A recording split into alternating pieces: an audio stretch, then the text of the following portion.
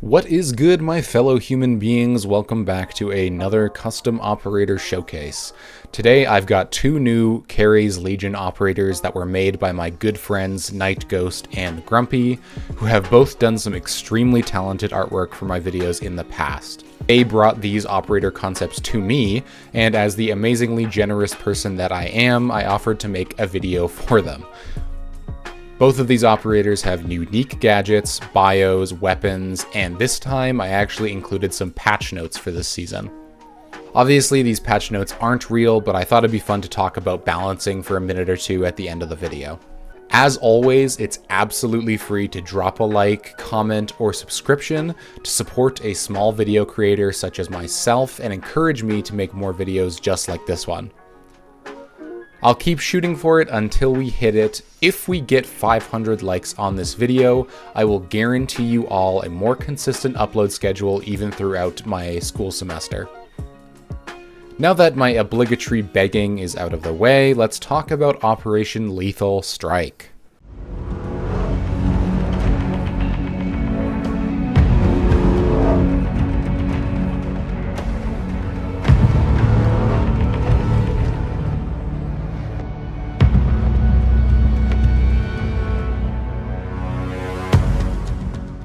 If you watched my previous video, Operation Black Desert, this operation leaps off of the story of that season. The basics of the story being that two Rainbow operatives successfully raid a Carries outpost in an abandoned penthouse in St. Petersburg before their captive Carries Legion soldiers began taking fire from a sniper positioned outside the building. Under high pressure, the sniper would eliminate all but one of the captive Carries Legion soldiers, who did not panic and knelt still without cover during the firefight. The shooting stopped only after one soldier remained, and the team swiftly extracted, with the only fatalities being that of Carries Legion soldiers, mostly by the assumed Carries Legion sniper. Further interrogations of the soldier revealed that it was a test of bravery and devotion to the Legion, and that the Legion would soon free him. Hades, our brand new attacker for this season, brings a strong option for area denial on attack. His gadget, the Cerberus drones, are a set of miniature drones that Hades can deploy anywhere he stands. Once deployed, the drone will hover in place above where Hades is standing, and if the gadget button is pressed again, the drone will fly forward in a direction, covering that area in a thick black smoke. You basically open up this area for the attacking team to push, while simultaneously making it so it becomes risky for defenders to stay in that area. So creating this opening for the attacker to push really is the core of what I think for Hades. This smoke is similar in appearance to smoke. God, that sounds stupid. Except different in color. It doesn't completely block vision like a smoke grenade would, or have the fear effect that Fenrir's mines do. Rather, they obscure vision both in and outside of its radius. When passing through the smoke, enemies will be slowed, have their vision slightly blurred, and begin audibly coughing. Hades can set up multiple of these drones around the map and either activate them as soon as they are deployed, or choose to remotely activate them through a deathmark-like menu on the side of his HUD. Using the Change Gadget Mode button, you can choose which drone you want to focus on and then press the gadget button again to activate it. Hades will get 3 to 4 of these drones total, and they can be easily shot to destroy by defenders. His major counters are Mute, who will disable the drone mid-flight if it crosses the radius of one of his jammers, Warden, as he can see better through the smokescreen, Maestro and the bulletproof cameras for their thermal properties, Tuberow, which can freeze the gadget, making its propellers stop and crashing it in place.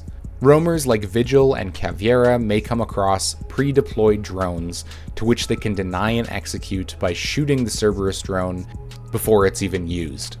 He is best paired with other map control operators like Glaz, Lion, Capitao, and Nook. You can pre-place the drones, the gadgets, and remotely activate them. You have the ability to, choose which one via the select button, similar to how you can select your target with Deimos. It makes it so there's like the second layer to the gadget where you can use it as a misdirecting tool. You could probably have one pre-placed around tower stairs near the pillar, maybe one on the bunker, so blue elbow, and then you can push freezer while activating those other two like way distant gadgets to confuse the defenders. So because you have one gadget being triggered on the bunker, you have one gadget being triggered on the pillar, and then all of a sudden you have Hades pushing from freezer. His loadout consists of the brand new K-TAC Scythe, which is a bolt-action sniper rifle, similar to Kali's sniper rifle. Although this weapon chambers 2 rounds with each bolt. Similar to the Boss G, you can fire these 2 rounds in quick succession before needing to bolt the weapon. Speaking of the Boss G, the damage rating is nearly identical at 100 damage per shot, with recoil resembling that of the TCSG. It has a magazine size of 8, meaning you can bolt a total of 4 times per magazine. His secondaries consist of the SMG-12, a solid close-range option that contrasts well with his sniper, and the Glaive-12 to make sightlines for himself or his drone. His secondary gadgets consist of claymores to watch his flanks, and frag grenades to further displace his enemies. Isbjorn, our defender for this season, brings with her a gadget that will make high-traffic areas like doorways and common plant spots an absolute nightmare for the attack.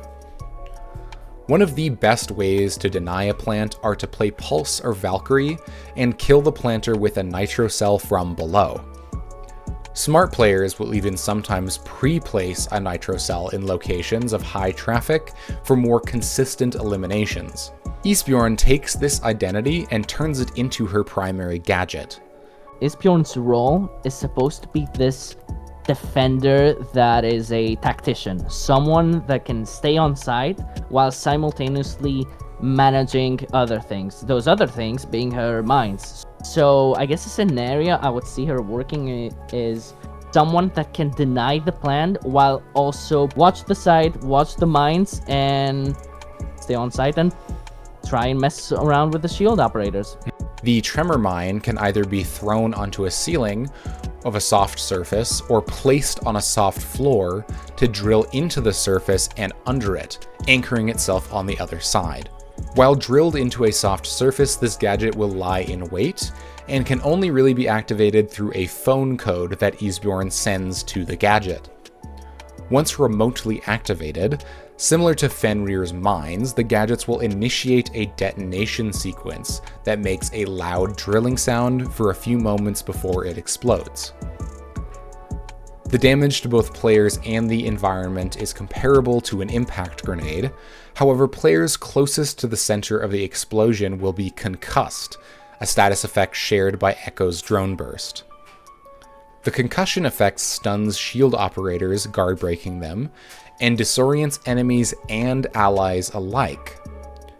Keep in mind that this gadget is not a trap, as it is not activated by enemy presence.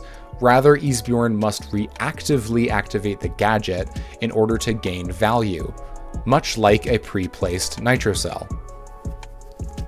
Isbjorn will have 4 to 5 of these mines on spawn, and they will take a few moments to drill into whatever surface they are placed on in order to prevent them from being thrown at enemies during a push.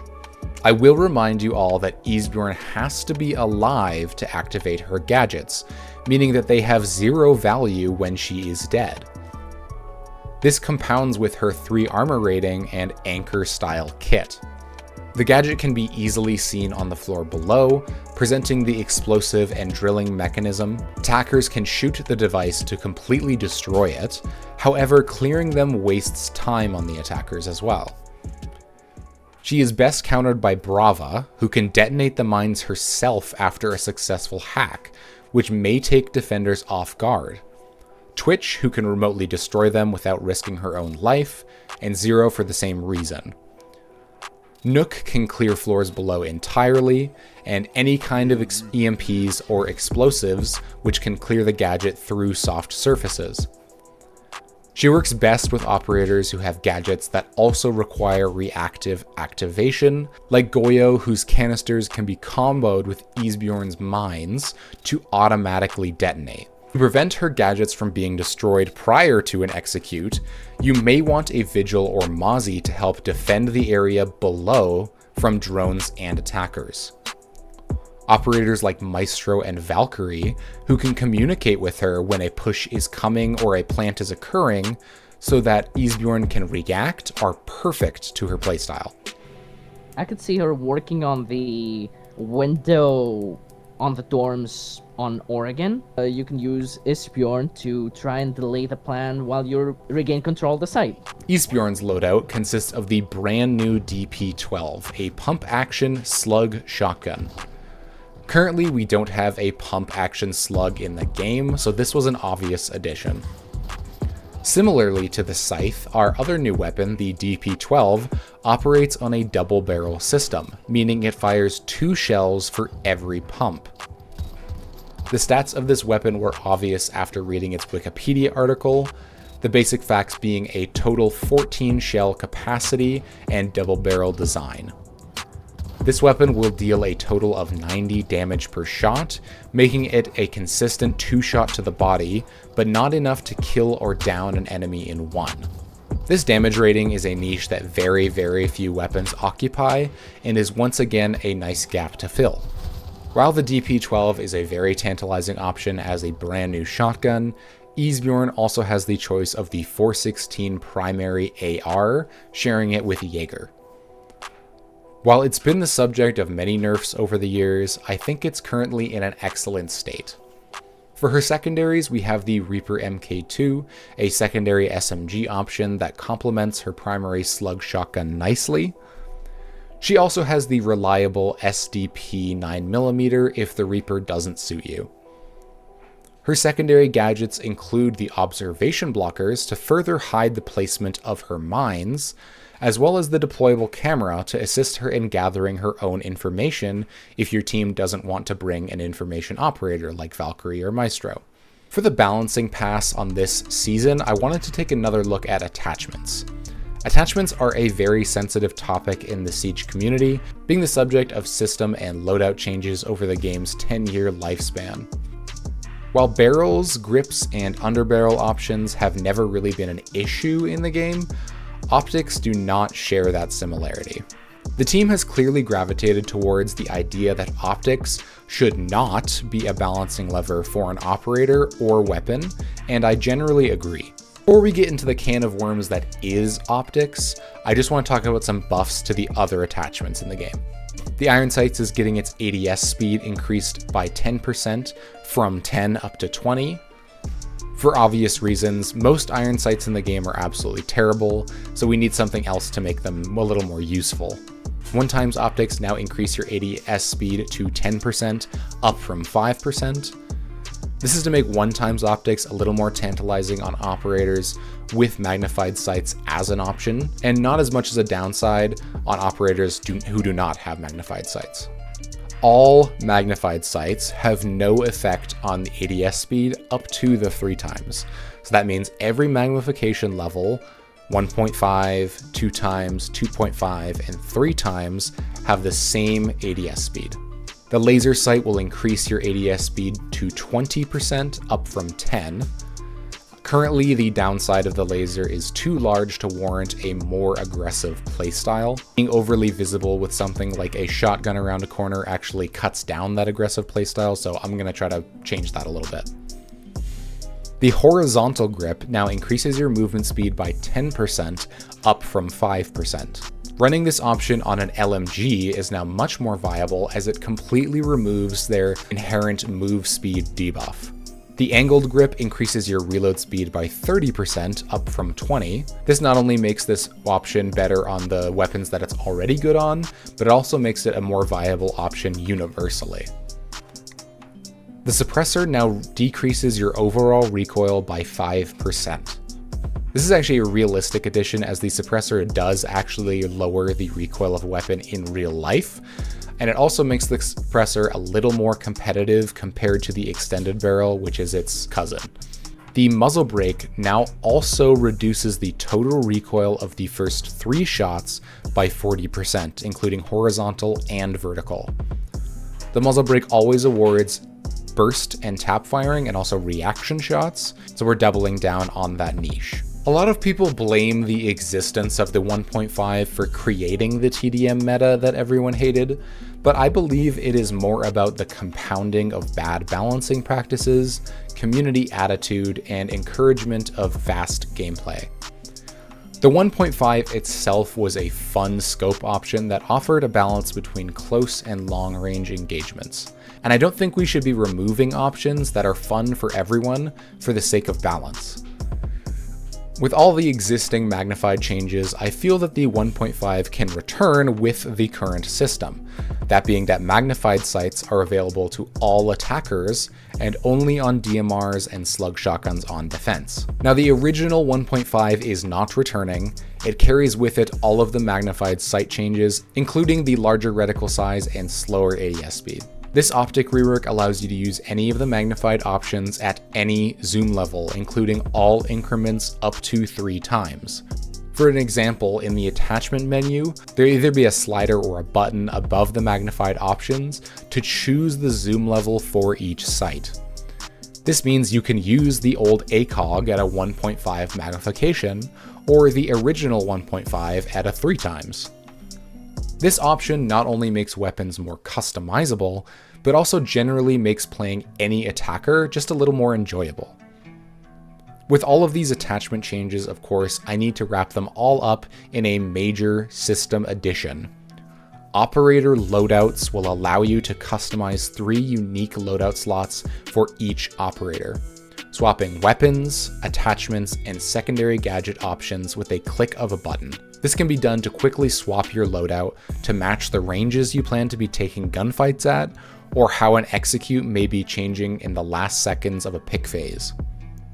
Operators like Sentry and Striker benefit from this a lot, as they are easily the most customizable operators in the game.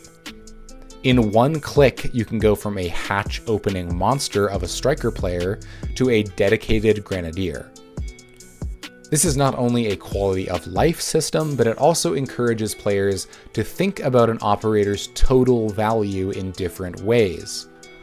Longtime players may want to try out a completely wacky loadout for their favorite operator without losing their default. While there will always be a crowd that proposes a best loadout for every operator, experimentation and creativity is all what Siege is about, and loadouts should be included. Okay guys, that's everything for Operation Lethal Strike. I hope you all enjoyed.